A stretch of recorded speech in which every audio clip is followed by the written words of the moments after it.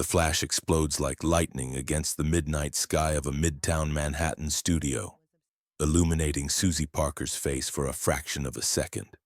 Perfect skin, perfect angles, perfect emptiness behind perfect eyes. Another flash, another pose, another piece of her soul traded for another magazine cover. It is 1957 and she is the most photographed woman on earth.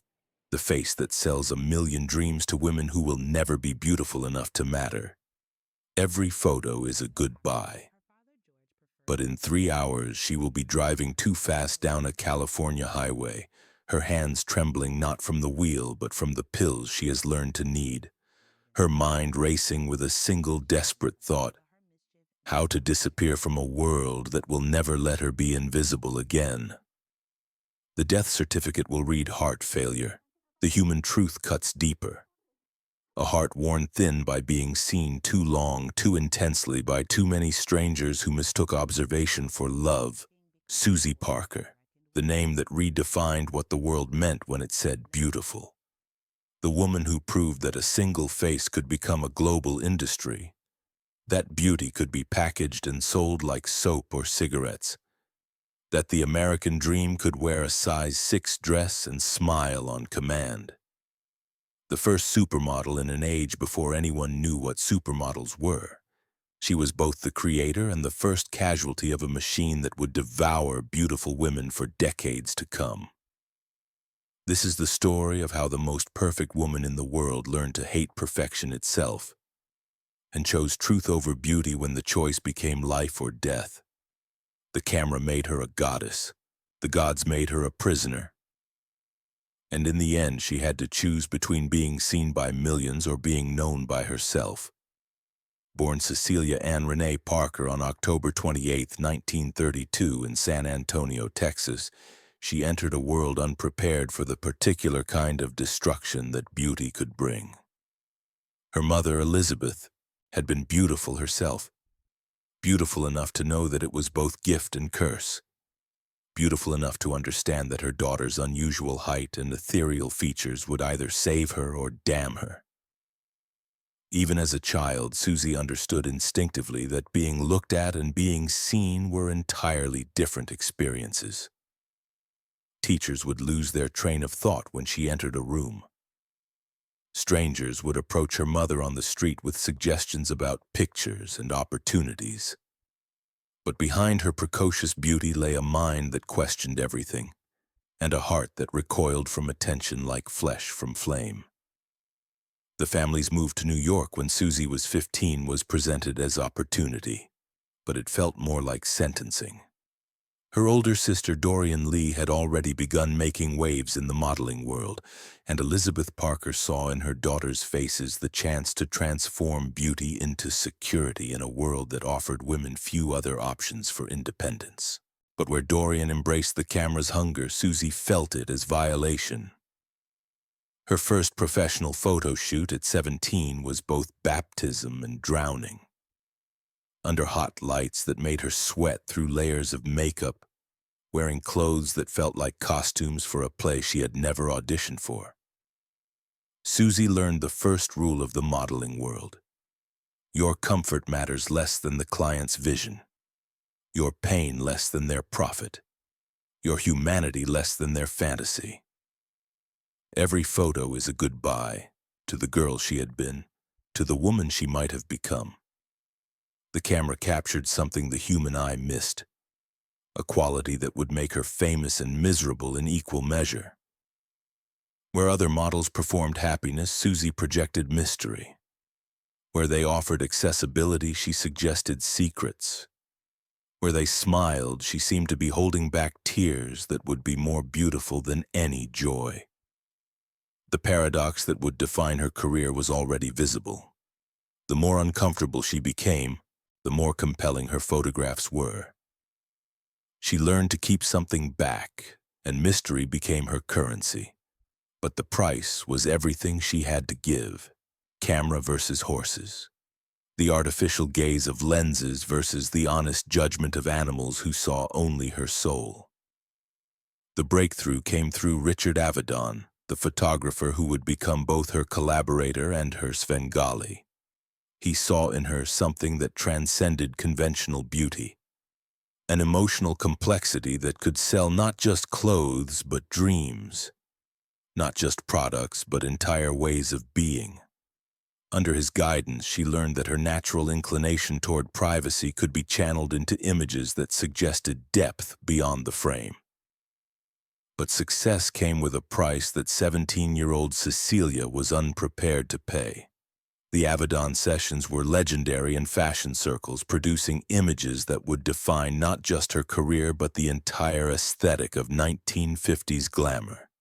For Suzy, they were exercises in controlled destruction, each click of the shutter capturing a piece of her authentic self and transforming it into commercial property. By 1952, Suzy Parker had achieved something unprecedented.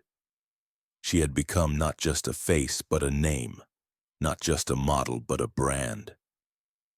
The Revlon contract that made her the highest-paid model in the world also made her the most trapped. With guaranteed income that exceeded most movie stars' salaries came obligations that consumed every waking moment. The pressure was not just professional but existential.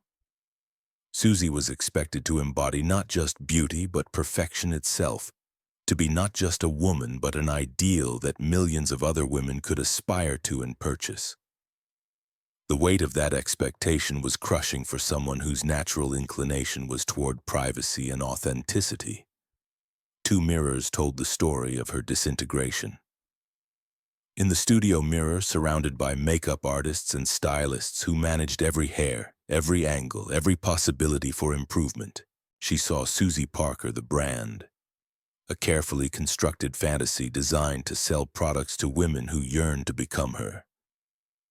In her bathroom mirror at 3 a.m., alone with her thoughts and her fears, she saw Cecelia, a young woman drowning in expectations she had never agreed to carry. The sleeping pills started as a practical solution to the insomnia that came with constant travel and irregular schedules. The alcohol began as social lubrication for events where she had to perform vivacity while feeling nothing but exhaustion. But gradually these chemical escapes became the only moments when she could stop being Suzy Parker and just be Cecelia. Quiet, confused, and profoundly lonely. Every photo is a goodbye to another piece of herself she would never get back. Seen versus known. The difference between being worshipped by millions and being understood by no one. By 1956, the machine that had created Suzy Parker was consuming her at an alarming rate. Photo shoots that lasted 20 hours, publicity appearances where she had to perform charm while dying inside. A schedule that treated her like a machine designed to generate beautiful images.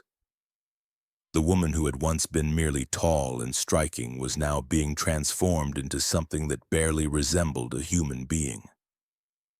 But it was the moment in 1957 when Christian Dior himself personally requested her for his latest campaign that everything changed. Standing in the legendary designer's atelier, surrounded by ornate gowns that felt more like costumes than clothing, Suzy experienced a moment of startling clarity. She looked at herself in the three-way mirror, saw the expensive dress, the perfect hair, the flawless makeup, and realized she could no longer recognize the person underneath. "I'm sorry," she said quietly. "I can't do this." The room fell silent. No one turned down Dior. No one had ever turned down Dior. "Who gave you the right to have taste?" one of the executives whispered. Executives. But Suzy had already made her choice. She had finally asserted her own judgment, her own autonomy, and the industry responded with shock and anger. The fashion world's retaliation was swift and merciless. Photographers who had once competed for her time suddenly had scheduling conflicts. Magazine editors who had treated her like royalty began returning her calls with decreasing frequency. The machine that had elevated her to unprecedented heights revealed its true nature. She was not irreplaceable, just temporarily profitable. But for Suzy, the Dior incident was liberation disguised as professional suicide. She had finally found her voice, even if the world didn't want to hear what she had to say. Then came the car accident on a rain-slicked highway outside Los Angeles in November 1958. The official report would list fatigue and wet roads as contributing factors, but those who knew Suzy understood that the crash was the inevitable result of a woman who had been speeding towards self-destruction for years.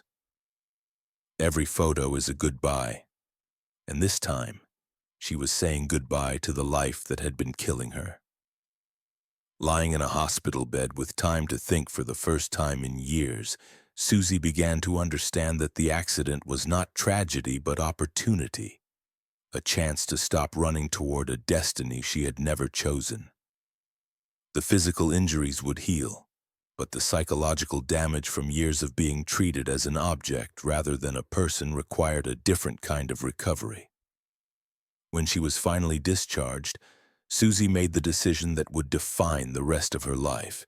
She would not return to modeling. Instead, she would disappear into the kind of ordinary existence that had once seemed like failure but now felt like salvation. Mirror versus freedom.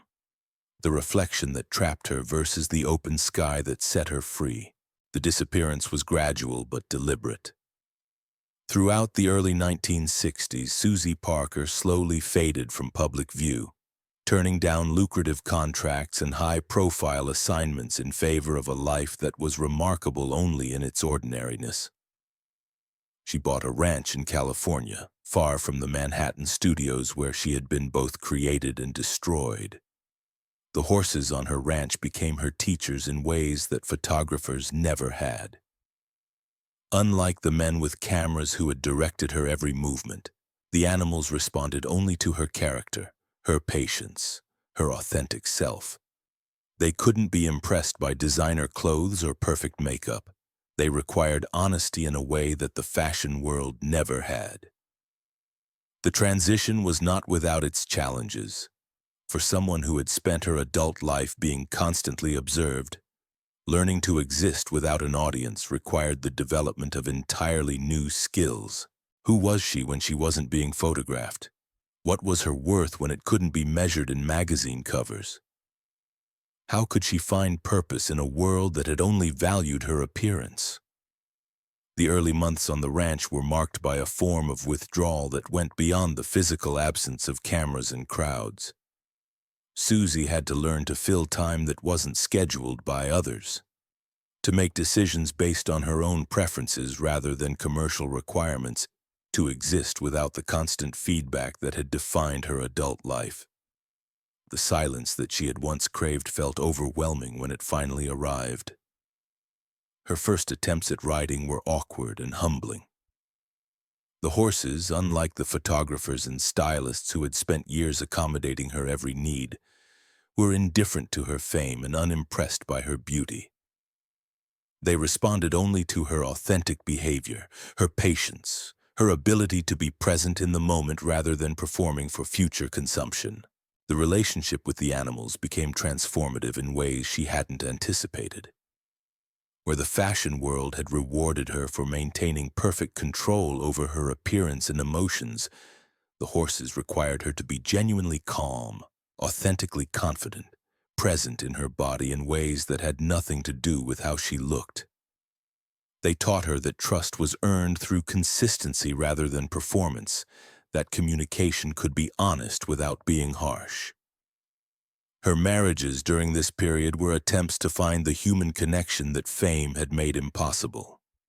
The first, to a rancher who shared her love of horses and rural life, seemed to offer the stability and authenticity she craved. But even relationships built on genuine affection struggled under the weight of her complicated past. How could she explain what it felt like to have been owned by millions of strangers? How could she trust that someone's love was real when the entire world had been trained to desire the image she had once embodied? The second marriage, to a businessman who promised to protect her from the demands of public life, revealed the difficulty of building new relationships when your sense of self had been so thoroughly compromised.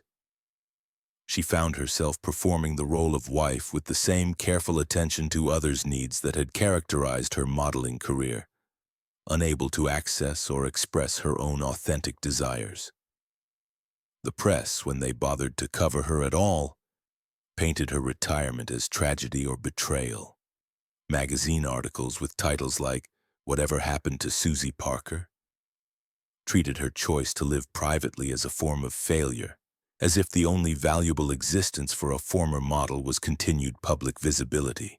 Fashion journalists who had once competed for her time now wrote obituaries for her career that ignored the possibility that she might have chosen a better life rather than simply accepting a diminished one. But Suzy understood something that her critics did not. She had not walked away from beauty. She had walked away from the commodification of beauty, the reduction of human worth to photographic appeal, the system that treated women like products to be consumed rather than people to be known. In choosing obscurity, she had chosen authenticity.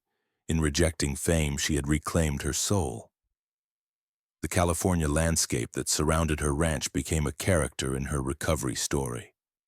The wide open spaces that had initially felt empty and intimidating gradually revealed themselves as sources of peace and perspective.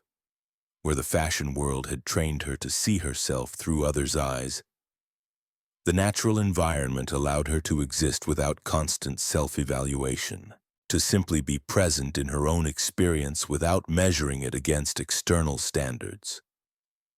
The routine of ranch life, feeding animals, maintaining property, dealing with the practical demands of rural existence, provided a structure that was entirely different from the artificial rhythms of the fashion industry.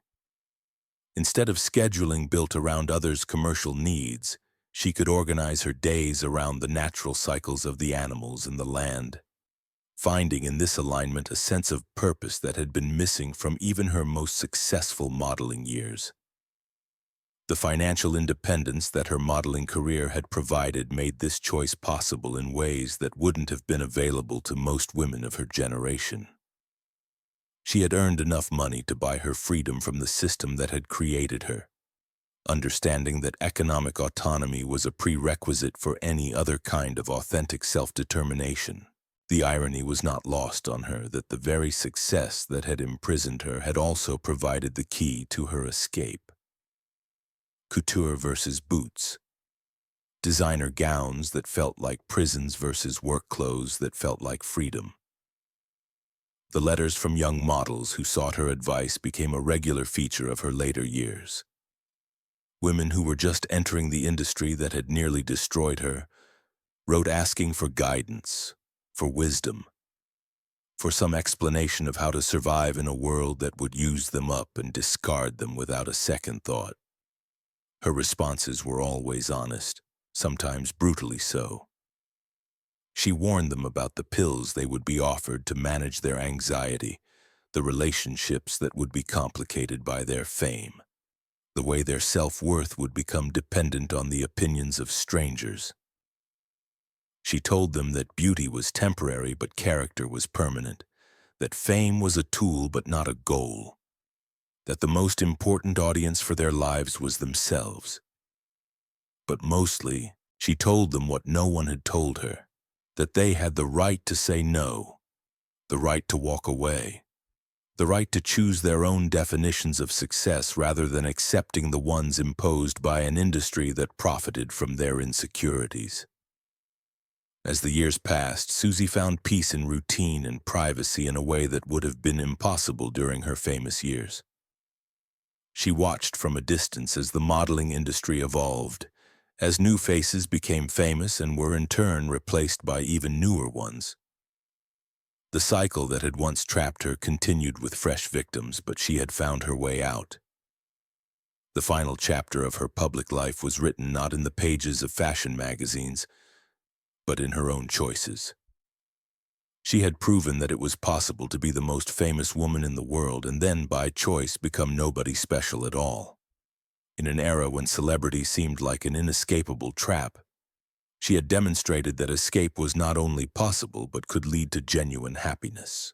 Every photo is a goodbye. but every goodbye can be a hello to the person you were meant to be. When Suzy Parker died on May 3, 2003 at the age of 70, the obituaries struggled to capture the complexity of her legacy. The fashion magazines that had once fought for her attention published respectful but distant tributes, missing entirely the profound human drama that had played out behind those perfect images. The funeral was held in a small chapel near her California ranch, attended by fewer than 50 people, mostly neighbors and employees who had known her in her final decades as simply Suzy, the woman who ran the horse rescue operation, who quietly donated to local charities, who could sometimes be seen at dawn walking among the animals that had taught her how to live authentically. The absence of fashion industry representatives was notable but not surprising. Most of her former colleagues had either died or moved on to newer obsessions. Her sister Dorian, now in her 80s and one of the few people who truly understood the price of the life they had both led, delivered a eulogy that avoided the cliches about beauty and success that filled most of the newspaper coverage. Instead, she spoke about the younger sister who had always been too sensitive for the world they had entered, who had possessed the courage to walk away when walking away seemed impossible. "She taught me that it was possible to say no," Dorian said, her voice carrying the weight of decades spent watching friends and colleagues sacrifice everything for careers that ultimately satisfied no one. Not just to jobs or contracts or photographers, but to an entire way of living that treats women like decorative objects rather than human beings. The estate that Suzy left behind was modest by the standards of her former industry, but reflected the priorities she had developed during her decades away from fame. Most of her wealth had been quietly given away over the years, donated to organizations that supported women leaving abusive situations, that provided education for girls in rural communities, that rescued animals from neglect and abandonment. The ranch itself was bequeathed to a foundation that would continue her work with horses, ensuring that the animals who had provided her with healing would continue to offer the same gift to others. The house where she had lived simply and privately for 40 years was filled not with designer clothes or expensive art, but with books, journals, and photographs of horses and landscapes, evidence of a life lived for internal rather than external rewards. Among her personal papers discovered by the lawyers settling her estate were hundreds of letters from women who had written to thank her for her example, for showing them that it was possible to walk away from lives that weren't truly their own. Many of these letters came from models and actresses who had found the courage to retire early, to choose family over fame, to prioritize their mental health over their career advancement. But perhaps the most revealing documents were her private journals, which chronicled her journey from international celebrity to private citizen with unflinching honesty. The entries from her final years revealed someone who had achieved genuine peace, who woke each morning grateful for the opportunity to live without an audience, who had learned to measure success by the quality of her relationships rather than the recognition of strangers. "I spent so many years being afraid of being forgotten," she wrote in one of her final entries, "that I forgot to pay attention to what it felt like to be remembered by the people who actually knew me." The impact of her story extended far beyond the fashion industry that had created and then abandoned her.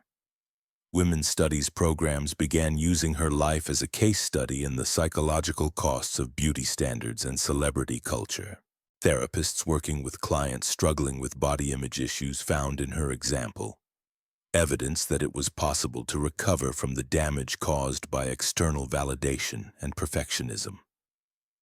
The modeling agencies that had once competed for her representation were forced to confront uncomfortable questions about their responsibility for the mental health of their talent. While the industry's fundamental dynamics remained largely unchanged, Suzy's story contributed to growing awareness of the need for better support systems and more realistic expectations for young women entering careers based on physical appearance. Her influence on the photographers she had worked with was equally profound. Richard Avedon, in interviews given shortly before his own death, spoke about her as the model who had taught him to see his subjects as complete human beings, rather than just visual elements in his compositions. He credited her with changing his approach to photography, making him more conscious of the emotional cost of the images he created. The fashion designers who had dressed her during her peak years began to acknowledge the human cost of the fantasy they had been selling. Some, like Avedon, became advocates for treating models with greater respect and consideration. Others simply found new faces to replace her, perpetuating the cycle that had consumed her while learning nothing from her example. But the real measure of her impact was not in the coverage of her death, but in the choices she had made in life. She had created the template for the modern supermodel and then rejected it, proving that fame was not inevitable and that beauty could be defined by the person who possessed it rather than the industry that marketed it.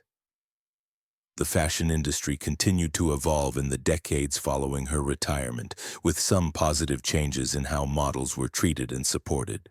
But the fundamental dynamic she had rebelled against, the commodification of women's appearance, the pressure to maintain impossible standards, the treatment of human beings as brands to be managed, remained largely unchanged, requiring each new generation of women to learn for themselves the lessons that Suzy had paid such a high price to understand. Her story became particularly relevant as social media created new forms of image-based celebrity and new pressures for ordinary people to curate their lives for public consumption. The psychological challenges she had faced as one of the first global supermodels became democratized through platforms that turned everyone into potential celebrities and everyone's appearance into potential content. The questions her life raised about authenticity, self-worth, and the relationship between public image and private identity became more urgent as technology made it possible for anyone to experience on a smaller scale the disorientation and pressure that had once been unique to professional models and entertainers. Her ranch in California became a pilgrimage site of sorts for women seeking to understand how to live authentically in a world obsessed with appearance. The foundation that maintained the property offered retreats and workshops focused on helping participants reconnect with their authentic selves away from the demands of social media and professional image management. The horses that had been her companions and teachers continued to provide healing for visitors who came seeking the same peace she had found. The animals' indifference to human beauty standards and their demand for genuine presence rather than performed perfection made them ideal therapists for people struggling with the pressure to constantly present idealized versions of themselves. The books and articles written about her life after her death focused increasingly on her years of retirement rather than her years of fame, recognizing that her greatest achievement had been not her success in modeling but her success in recovery from modeling. Her story became a template for how to leave careers that were damaging one's mental health, how to find identity apart from professional achievement, how to build relationships based on authentic connection rather than mutual utility. The evolution of her legacy reflected broader cultural changes in how society understood mental health, women's autonomy, and the price of fame. What had once been dismissed as the complaints of a privileged woman who had everything came to be understood as the early recognition of systemic problems that affected millions of people struggling with similar issues on different scales. Her influence on the women who came after her was more profound than most realized. Every model who ever turned down a job that felt wrong, who chose personal happiness over professional advancement, who recognized that fame was a temporary condition rather than a permanent identity, was walking a path that Suzy Parker had first carved. Her story serves as both inspiration and warning for anyone who finds themselves trapped by others' expectations or seduced by external validation. It demonstrates that no prison is so beautiful that it's worth sacrificing your freedom, No role so perfectly written that it's worth forgetting your own script. In the end, Suzy Parker's greatest achievement was not the magazines she graced or the campaigns she fronted or the standards she set. It was the life she built after she walked away from all of that.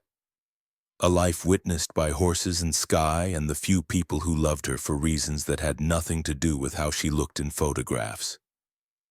Fame made her visible. Courage made her real. So we're left with questions that speak to the heart of how we choose to live. Do you want to be seen by millions of strangers or understood by a few who love you? Are you performing a version of yourself that others want to see or living as the person you actually are? When does the desire to please become a form of self-destruction? Suzy Parker found her answers in the rhythm of horses' hooves on California soil, in the honest work of caring for creatures who saw her soul rather than her surface. She had learned that every photo was indeed a goodbye, but she had also learned that goodbyes could be beginnings, that endings could be liberations, that the most beautiful thing about being seen by the whole world was eventually earning the right to be unseen. The greatest runway is the path that leads away from the stage,